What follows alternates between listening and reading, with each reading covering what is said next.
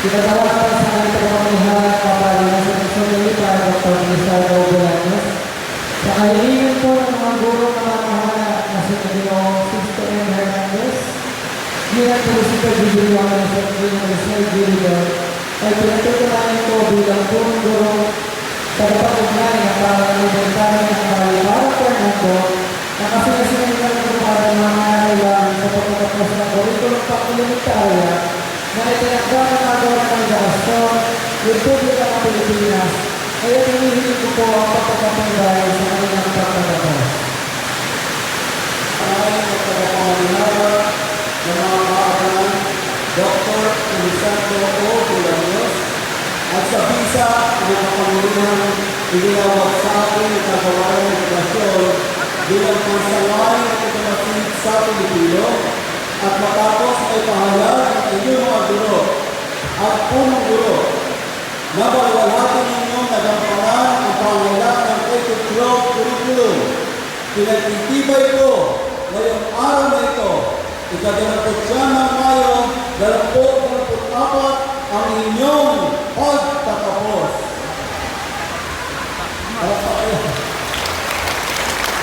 Pagkakaya naman kayo ng buong may kapal at maaaring na ninyong tanggapin ang katunayan.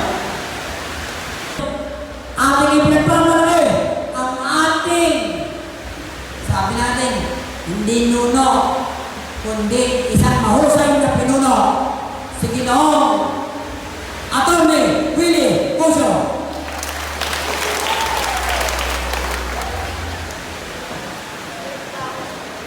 Okay.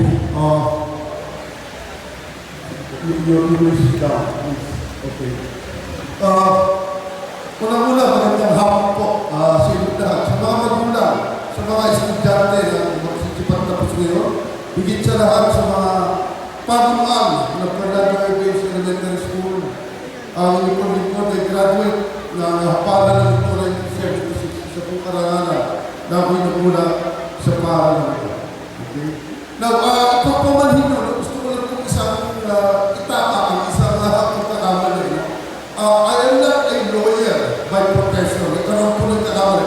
I am a certified paralegal. A lawyer and a paralegal are two separate professions, pero pareho po silang lobbies.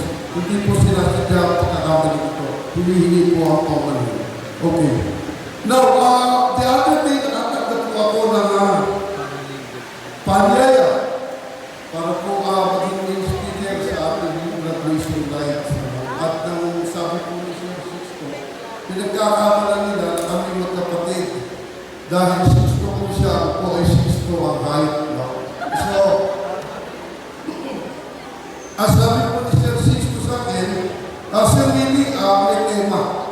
No? May tema ang ating graduation para lang hindi ako magkamali. Ano? Kabataan Pilipino para sa matatag na kinabukasan ng bagong Pilipinas.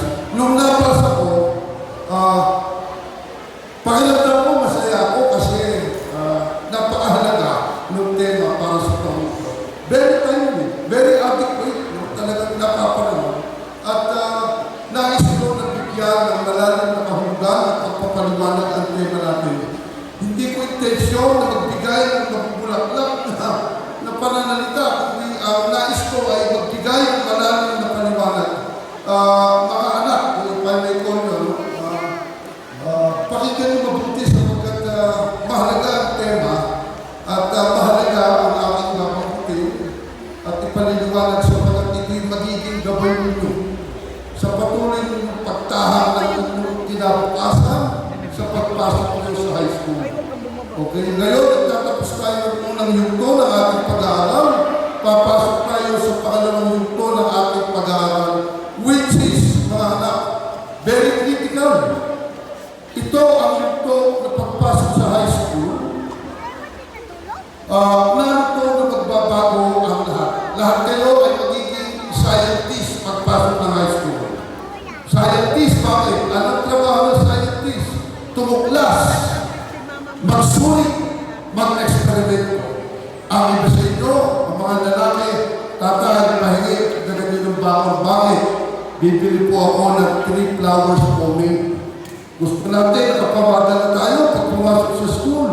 Yung mga babae, maghahanap ng puno ng aswete, kukuha ng bunga, at kukuha para papulahin ang kanilang mga labi. Ito ang hugtong ng inyong buhay na kayo ay magbibinata. Kayo ay magdadalaga. No? Nung ako po ay estudyante ng PAMES, nais ko lang pong bigyan ng dalawang bagay na gusto ko lang maalala. No? Gusto na kanina po agad sinimulan, pero pabayaan mo kasi natatawa ko pag naalala ko